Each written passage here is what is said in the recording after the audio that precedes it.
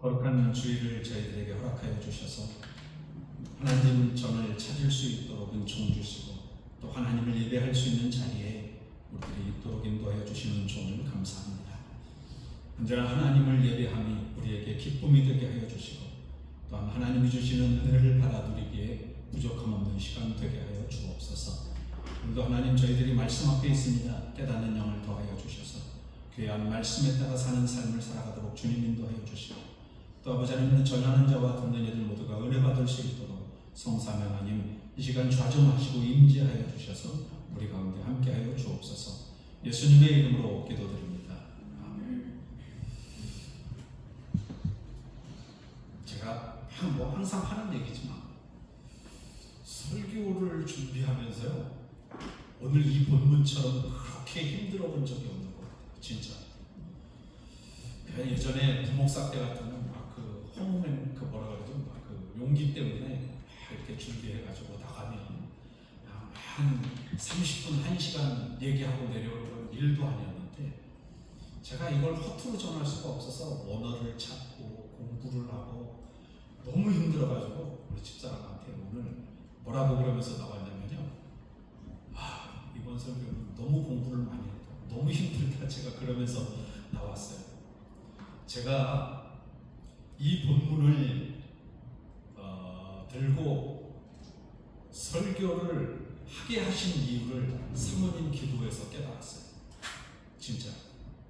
지난주에 제가 삭개오에 대한 얘기를 말씀을 드렸어요. 그 삭개오에 대한 얘기를 가만히 사모님이 기도를 하시는데 들어보니까 복 있는 사람에 대한 제목이 다 그 사람과 맞아떨어지는, 지금까지 앞에 설교 수많은 설교들 이제 뭐 6개월 동안 했지만 그것하고도 어쩌면 결론에 이르는 말씀이라고 할 수 있는데 고민하다가 오늘 사모님 기도를 딱 듣고 이거였구나 라고 하는 생각에 제가 오늘 이 고백도 안 하려고 그랬는데 제가 제 고백부터 먼저 하고 또 시작할게요. 제가 목수 안수를 받고 8년 동안을 진짜 머리털 빠지도록 열심히 다녔습니다. 제가 요즘 보니까 우리 집사람이 이렇게 머리털을 보니까 머리가 조금씩 더 난대요. 사모님 이제 안 험해요 여기가. 그때는 스트레스를 받고 1년 계획도 제가 세우고 6개월 한 달 단위 계획도 제가 세우고 이러면서 부목사인데 그걸 다 했으니까 얼마나 머리털이 빠지고 스트레스가 많았겠어요. 목사 되자마자 부임해서 간 교회가 서울 송파동에 있는 데인데 123층 바로 밑에 그 건축 막 터닫기 시작할 때도 제가 거기서 사역했다는 거 아니겠어요? 그런데 갔으니까 막 더 열심히 하고 싶은 의도가 아마 있었던 것 같아요. 그래서 지하 1층부터 본당 지상 2층까지 거기를 오르락내리락 주일이면 정신없이 막 그렇게 사역을 했어요. 왜냐하면 이유는 그거였어요. 사역자들이 안 들어와요. 서울 송파동인데도 안 들어와요. 어떤 유명한 연예인이 목사가 됐다고 그래서 그 사람을 총동원 전도주일에 초빙을 했는데 그 사람이 건물을 이렇게 보고 현수막을 이렇게 쳐다봤나 봐요. 그랬더니 자기 못하겠다고 그러고 갔어요. 그런 일도 제가 경험을 했거든요. 그러면서 처음에는 가슴 아파서 막 그것 때문에 성도들 어떻게 하냐고 하나님 앞에서 막 울기도 많이 울었어요. 그래서 제가 저도 모르는 사이에 담임 목사님이었는데 솔쩍거리고 있었더니 등을 이렇게 토닥토닥 해주시면서 괜찮아 이런 거 갖고 그냥 자네가 올라가서 설교해. 그러면서 또 설교 준비도 안 됐는데 설교하라고 올라가고 이런 열정들이 그때 있었어요. 그러면서 막 진짜 그때는 몸집이 80kg였었거든요. 키로수 파운드로 하면 한 190파운드 정도 될까요? 그 몸으로 오락내리락 했으니까 막 지금 입고 있는 이 옷이 그때 산 옷인데요. 이 옷이 막 다 젖어가지고 뒤에 하얀 소금기가 나올 정도로 그렇게 열정적으로 뛰어다녔어요. 그 이유는 이거죠. 하나님이 나를 부르셨고 내가 목사가 됐으니까 열심히 해야지, 잘해야지. 이런 생각 때문에 그냥 원래도 뭐 그런 거 가리는 사람도 아니었지만 얼굴 안 가리고 정말 열심히 섬겼어요. 그리고 나서 제가 그 교회에 있으면서 7년 차 되던 해에 어려운 일을 겪어서 제가 홀로 서기를 하게 됐어요. 그리고는 목사님 도움으로 개척교회를 하나 조그맣게 경기도 광주에다가 하게 됐는데요. 하나님이 기도를 그렇게 시키세요. 목회하라고 보내준 줄 알았더니 나중에 알고 보니까 네 마음이 힘들고 어려우니까 가서 기도해라라고 하시는 말씀이었던 것 같아요. 기도를 이렇게 제가 이제 그 회항을 하느라고 그 전에 있었던 과거대로 하나님이 떠오르게 하셔서 그거 가지고 회개 기도를 하는데요. 제일 첫 번째 기도가 뭐였냐면 저보고 하시는 말씀이 너 예배의 자리에 없었어 라고 말씀하셨어요. 제가 그 말씀 듣고 제가요? 제가 이 예배 자리에 없었다고요? 이렇게 반문을 하니까 예배 자리에 없었어 이러시는 거예요. 그래서 아니 하나님 제가 주일이면 지하 1층에 중고등부, 아동부 설교부터 해가지고 그 위에 방송실에 가가지고 방송 장비까지 다 하면서 목사님 설교 들어가면서 예배 보조해드리고 다 했는데요. 그런 제가 하나님 예배의 자리가 없었다고 그렇게 반문을 드리는데 하나님이 뭐라고 하시냐면 딱 이 말씀이세요. 그래서 이 말씀이셨어요. 다른 말씀 생각도 안 나고요. 이 그래서가 너무 명확하게 들립니다. 하나님, 제가 목사라고 그래서 목사로 부름을 받아서 그렇게 열심히 했는데 제가 예배의 자리에 없었다는 게 전 지금도 이해가 안 됩니다. 그리고 하나님이 드라마처럼 진짜 컬러풀하게 제 삶을 이렇게 생각나게 하시고 보여주시는데요.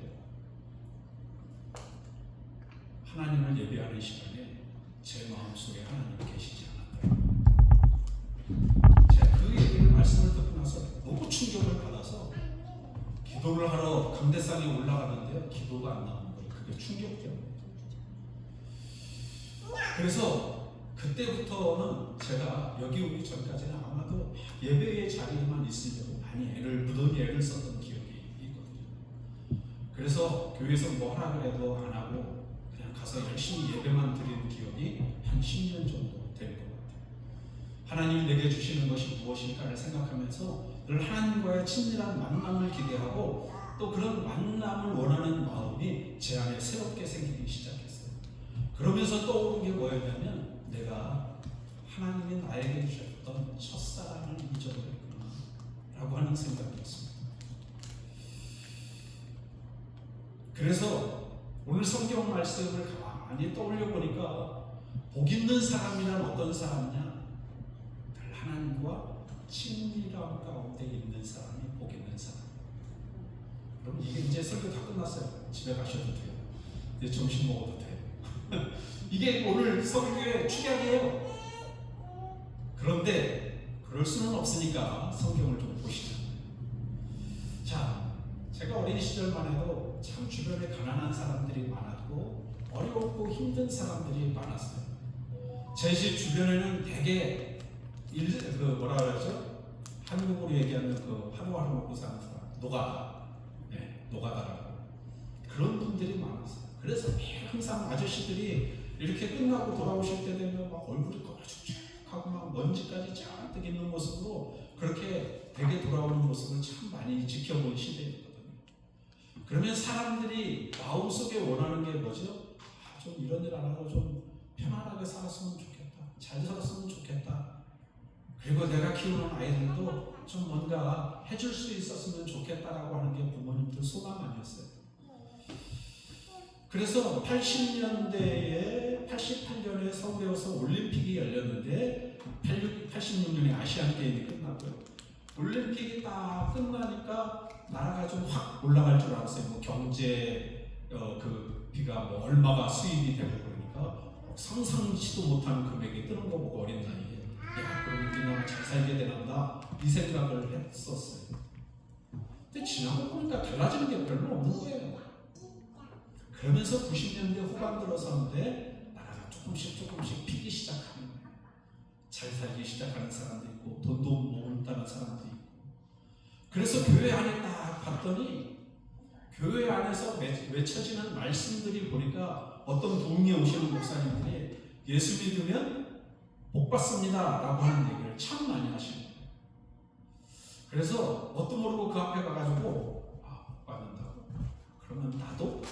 이러면서 설교를 들었던 적이 많아요. 근데 어느 순간 되니까 이런 어떤 기초적인 아주 기본적인 신앙이라고 그럴까요? 이런 것들이 이제 점차 정상적인 신학하는 분들이 많아지고 이러면서 정상적으로 회복하는 순간들이 들어서기 시작하는데 그 복을 뭐라고 부르기 시작하냐면 기복신앙이라고 얘기를 하는 거예요. 기복적인 신앙이라고 그렇게 얘기해요. 젊어서는 기복신앙이 뭐지? 그걸 잘 이해를 못했어요. 왜냐하면 시편의 1편에 오늘 읽어드린 복 있는 사람에 대한 말씀을 알고 있었어도 그런 복을 상상을 못했기 때문에 복에 대한 개념들이 없어서 그냥 잘 살게 되나 보다. 예수 믿으면 예수님 하나님이 잘 살게 해주시나 보지 이런 생각만 생각하고 있을 때였어요. 어느 정도 시간이 지나고 제가 이제 신학을 준비하면서 서서히 이 말씀을 보기 시작하는데 어떤 분이 그런 말씀을 하시는 거예요. 이 복에 대한 말씀을 하시면서 여기에서 얘기하는 복은 하나님 안에서 은혜를 누리는 복을 얘기합니다. 잘 사는 복은 절대 아니라는 말씀을 하십니다. 그 얘기를 듣고 그 얘기가 너무 충격이었습니다. 저한테는. 왜냐하면 제 모교회가 굉장히 가난한 동네에 있었기 때문에 나중에 잘 살기 시작하는 사람들이 서서히 생기기 시작했어요. 건물도 짓고요. 다세대 주택을 지어가면서 좀 사람들이 이렇게 어렵게 살다가 넉넉하게 살고 부자가 되는 사람이 있었어요. 그러니까 또 무슨 얘기를 하냐면 봐봐 예수 믿으니까 저렇게 팔자가 피는 거야 이런 얘기를 하시더라고요. 제가 그래서 그 모습을 보면서 그런가 보다 그런 생각을 했던 기억이 있거든요. 그런데 시편에 있는 이 말씀을 보면서 다시 그 얘기가 떠오르기 시작하는 거예요. 그 목사님이 스쳐 지나가듯 했던 말씀인데 이 말씀이 제 마음속에서 지워지지를 않는 거예요. 내가 예수를 그렇게 오랫동안 믿었고 내가 그렇게 하나님 체험도 하고 이제 그 정도 됐으면 은사도 그렇게 받고 그랬으면 나도 이제 잘 사는 자리에 들어가야 되는 거 아닐까? 그런데 삶의 형편은 맨날 그 타령이 그러면서 생각을 해보니까 하나님이 말씀하시는 여기 시편에서 말씀하시는 복이 따로 있더라고요. 자, 오늘 이제부터 본격적으로 그 얘기를 좀 나눌 겁니다. 자, 이 복에는요, 여기 지금 히브리어인데 이 히브리어 1장에 복 있는 사람 할 때의 이 복은요, 여기에서의 복은 아슈레라고 하는 단어예요. 히브리어에. 오늘은 조금 어려운 말을 좀 많이 할 겁니다. 히브리어를 잘 이해하시라고. 아슈레라고 하는 단어인데 이 아슈레라고 하는 단어는 구약 성경의 12장에 가면 창세기 12장에 가면 누가 나와요? 아브라함이 나와요. 아브라함이 나오는데 하나님이 본토 친척 아비집 떠나라 그러면서 12장 2절에 보면 너는 복이 될지라 라고 말씀하셨어요. 여기에서 이 복에 대한 개념이 어떤 단어냐면 베라카라고 하는 단어예요. 이 베라카라고 하는 단어는 우리가 흔히 쓰는 축복이라고 하는 단어인데 축복이라는 게 어떤 거냐면요. 그냥 일반적으로 얘기하면 통로인 거예요. 네? 우리 애들 놀이터 가면 이만한 통 놔두고 거기 이렇게 구부려서 지나가도록 이렇게 만든 놀이기구 있잖아요. 그런 것처럼 지나가는 거예요. 그런 통이라는 거예요. 원어의 뜻은요. 이 원어의 뜻하고 같은 거예요. 그러니까 아브라함에게 하나님이 복을 주셨다라고 하는 거는 12장 2절에 나왔으니까 12장 1절에 하나님이 어떤 질문을 하시죠? 요청을 하시죠? 아브라함한테 말씀드린 대로 본토 친척 아비 집을 떠나라. 그리고 지시한 땅이 아니라 지시할 곳으로 가라 라고 하시는 말씀이에요. 이건 정해지지도 않았어요. 그냥 무조건 거길 떠나라는 거예요. 하나님의 요청은 무엇이었을까요? 네가 섬기고 있는 우상으로부터 그 땅에서 섬기고 있는 다른 신으로부터 벗어나라라고 하는 요청이었어요. 아브라함은 아마도 그걸 떠나면 그 자리를 떠나면서 그거를 잘 이해하지 못했기 때문에 하나님이 지시할 땅을 나중에 가르쳐 주신 것 아닌가 하는 생각을 하게 돼요. 자, 어쨌든 그렇게 떠나면서 하나님 말씀이 어떻게 했어요? 그냥 순종을 하는 거예요. 그러니까 아버지 데라로부터 신에 대한 얘기를 충분히 우상장사를 하느라고 공부를 하고 들었을 텐데 하나님이라는 분이 어떤 분이라고 하는지는 믿지는 않았지만 알고는 있었을 거예요. 어느 날 갑자기 그분이 여호와라는 분이 자신 앞에 나타나시더니 그 고향을 떠나라는 거예요. 아브라함은 생각하지도 않고 네 알겠습니다. 그리고 그냥 그 자리를 벗어나는 거예요. 고향을 벗어나는 거예요. 그때 당시에 고향을 벗어난다는 건 제가 말씀드렸듯이 모든 걸 다 내려놓고 가는 거예요. 성공을 다 내려놓고 가는 거예요. 앞으로 먹고 살 거리가 충분하고 이미 기반이 닦아져 있기 때문에 이곳을 안 떠나고 이곳에서 살고 그곳에서 살고 있으면 이 사람은 평생 먹고 사는 거에 걱정을 안 해도 되는 것이었어요. 그런데 하나님의 요청 때문에 그가 순종을 했어요. 그 순종의 결과 때문에 주신 게 뭐라는 거예요? 복이라는 거예요. 여러분 개역 개정판에는 복으로 얘기했지만 개역 한글판에는 뭐라고 말씀하냐면요, 복의 근원으로 해석을 했어요. 저는 이게 더 정확하다고 생각을 하는 사람이에요. 복의 근원이라고 하는 얘기는 여러분 오해하지 마세요. 하나님 자리를 대신한다는 게 아니라 사랑 중에 으뜸되는 사람을 이끌어서 복이라고 말합니다.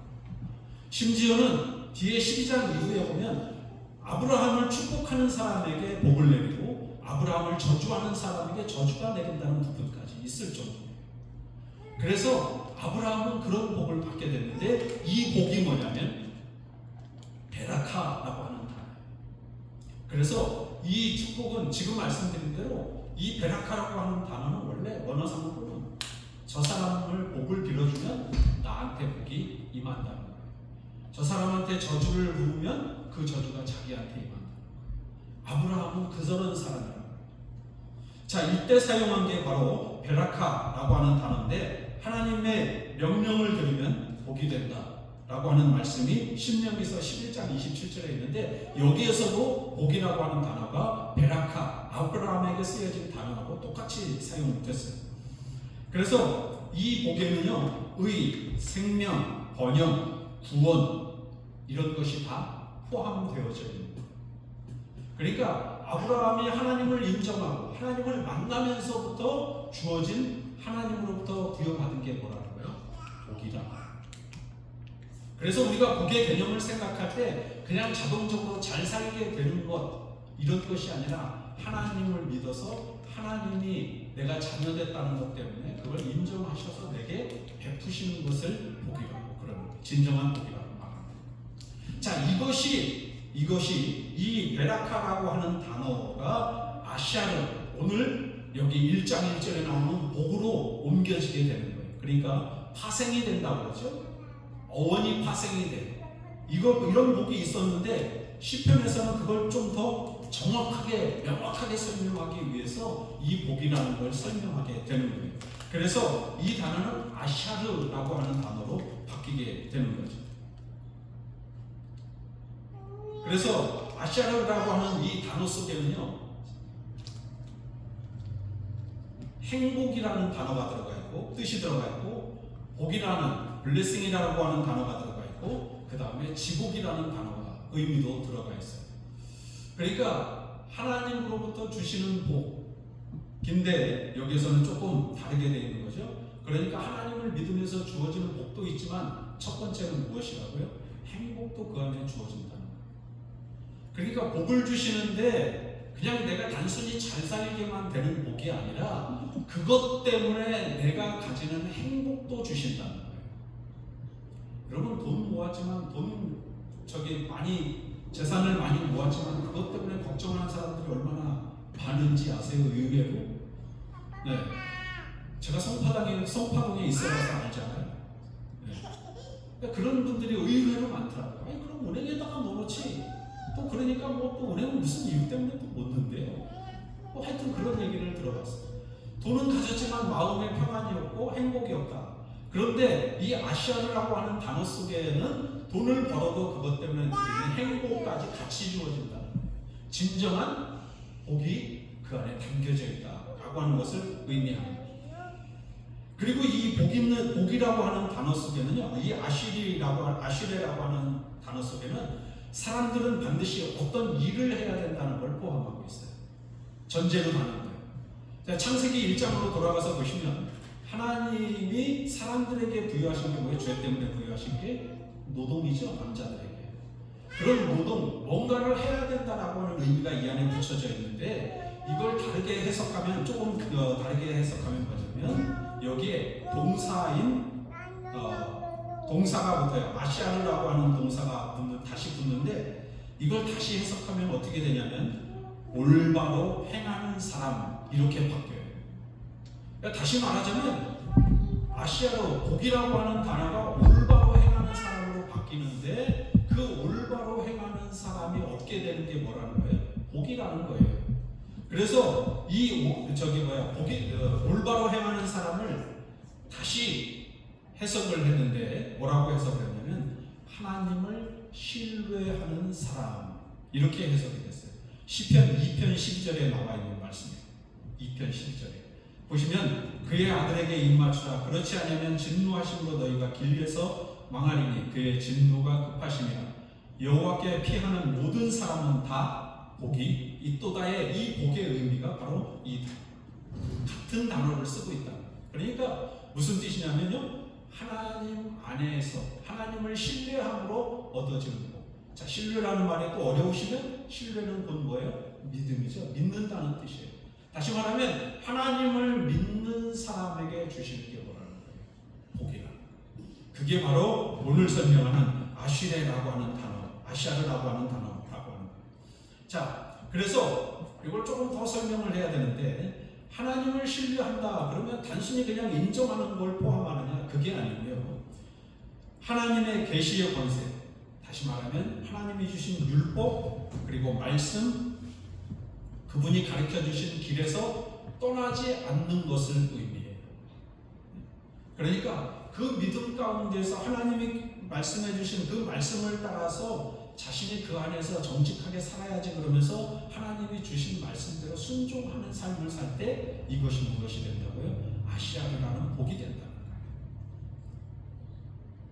그래서 이 모든 걸 다 종합하면 하나님의 은혜 안에 들어온 사람이 복된 사람이다 이렇게 말씀을 하고 계신 겁니다. 그래서 한 번 더 정리하자면 아시아르라고 하는 단어는 하나님과의 인격적인 교제 안에서 그분의 말씀에 순종하는 자에 대한 보상, 이걸 바로 복이라고 말합니다. 그러니까 의미가 다르죠. 기복신앙은 어떤 거예요? 복을 추구하기 위해서 나오는 거예요.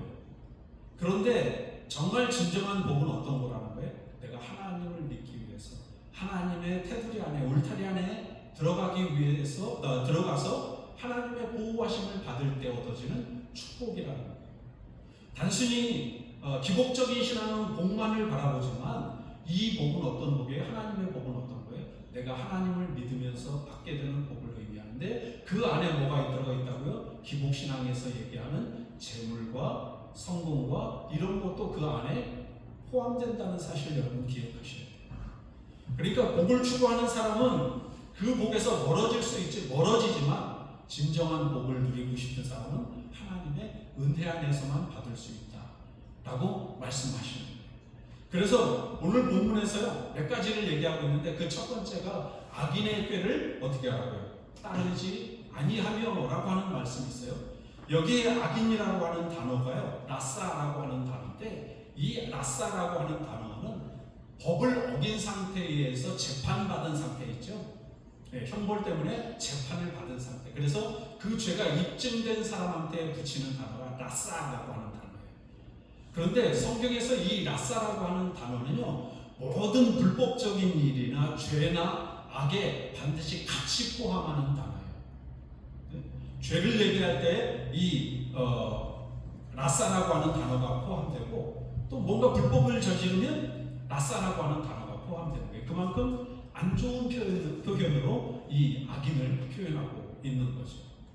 자, 조금 더 설명을 드리면 하나님의 율법 안에서 죄인으로 입증된 사람을 더 쉽게 얘기하자면 그냥 여기서 악인은 하나님을 모르는 사람이라고 생각하시면 돼요.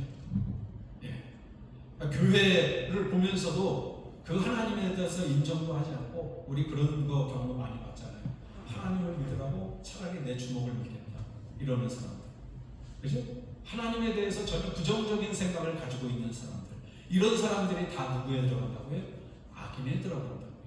이런 사람들은 어떤 사람들이죠? 자기중심적으로 살고 자기 경험에 의해서 바탕된 어떤 그 삶의 결과물에 따라서 행동하는 사람들이잖아요. 악인의 꾀라고 하는 건 그거예요. 어떤 교회 다니지 않는 사람이 이렇게 하면 잘 살 수 있어, 그러니까 이렇게 해 라고 하는 걸 따르지 말라는 거예요. 예, 그걸 바로 악인의 꾀로 단정하고 있다는 겁니다.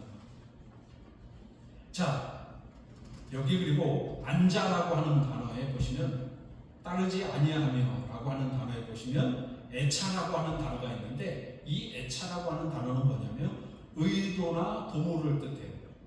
그래서 이 전체적으로 이걸 해석하면 어떤 뜻이 되냐면요, 하나님과의 뜻과는 상관없는 인간의 마음.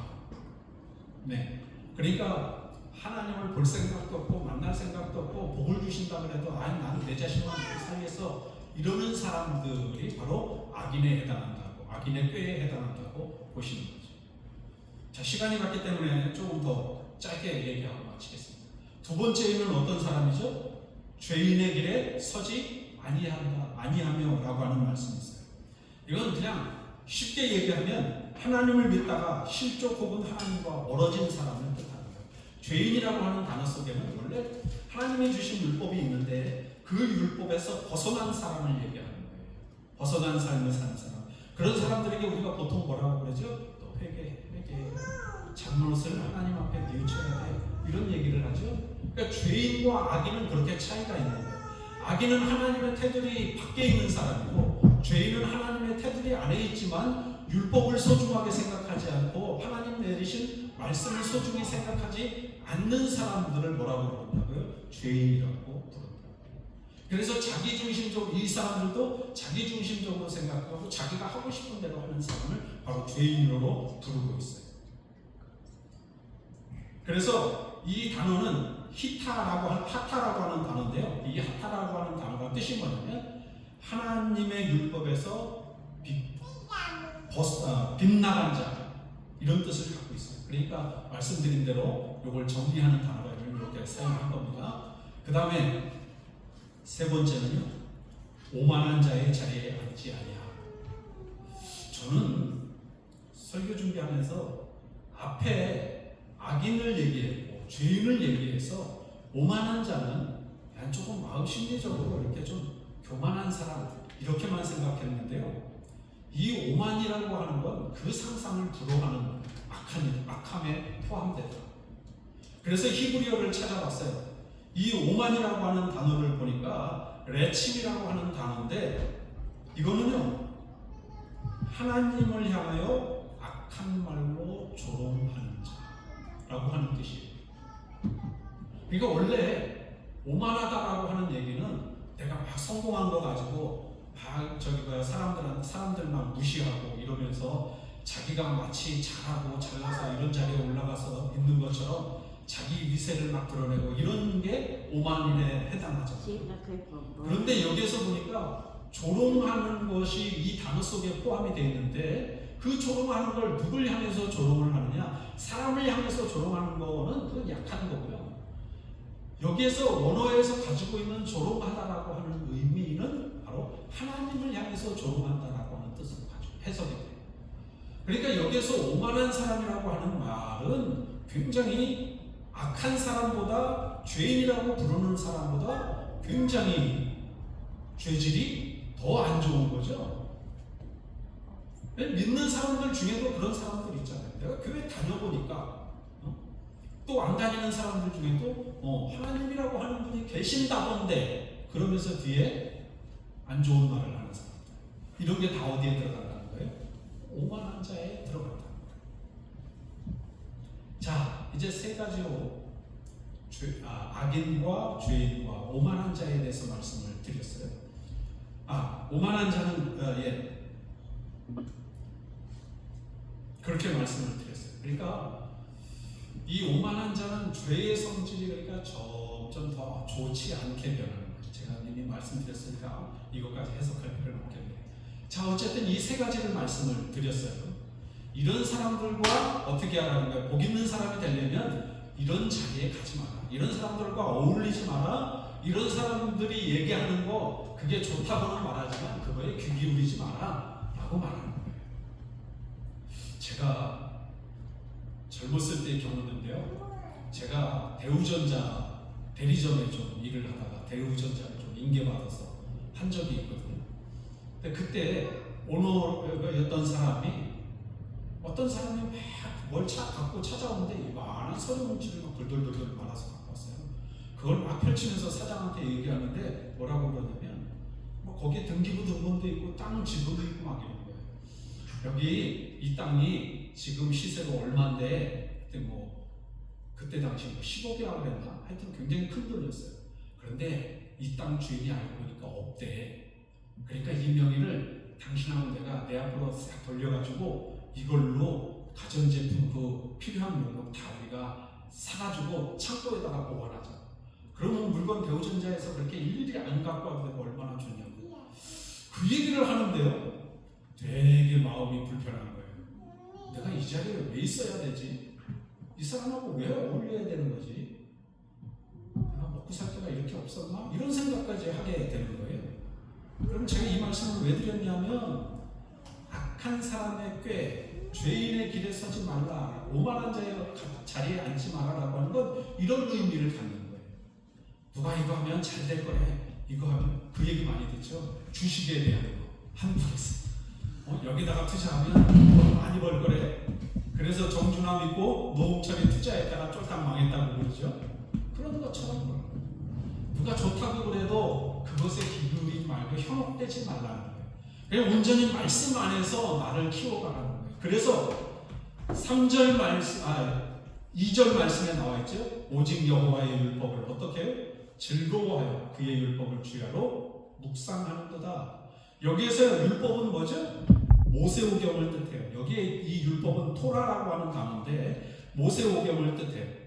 그런데 그 모세오경을 받으면서 어떻게 한다는 거예요? 즐거워한다는 거예요.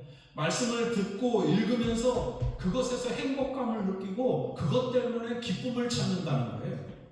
어떤 순간이 되고 어느 순간이 돼도 그것 때문에 낙심하지 않는 사람을 즐거워한다는 표현으로 쓰고 있어요. 그리고 그 뒤에 뭐라고 말씀하세요? 그의 율법을 어떻게 해요? 주야로 묵상하는도다. 여기에 묵상이라고 하는 단어는요, 서서히 읊조리는 걸 얘기해요. 복 있는 사람은 악인의 꾀를 따르지 아니하고, 이렇게 읊조리는 걸 얘기해요. 그렇게 묵상하라는 거예요. 왜요? 하나님의 말씀에서 떠나지 말라. 하나님 말씀에서 떠나면 위에 얘기한 세 종류의 부류의 사람에 분명히 들어가게 될 테니까 하나님 말씀만 묵상해요.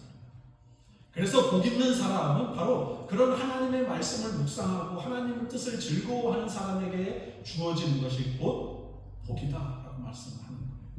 성경의 다른 데서 얘기하는 우리가 잘 살게 되는 것, 이런 것도 따르지만 그게 목적이 아니라 1순위가 아니라 하나님을 내가 사랑하는 것, 하나님이 주신 말씀에 따라서 살기를 원하는 것, 이런 자세가 뭐가 되어야 된다고요? 1순위가 되어야 된다.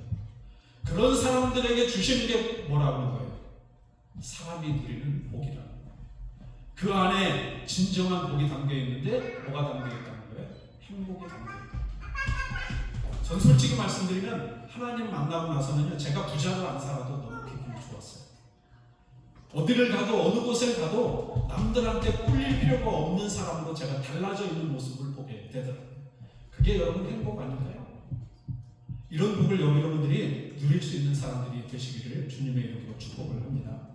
자, 이번 네 번째는 그리고 또 좀 보세요. 4절부터 보시면 악인들에 대한 얘기가 나와요.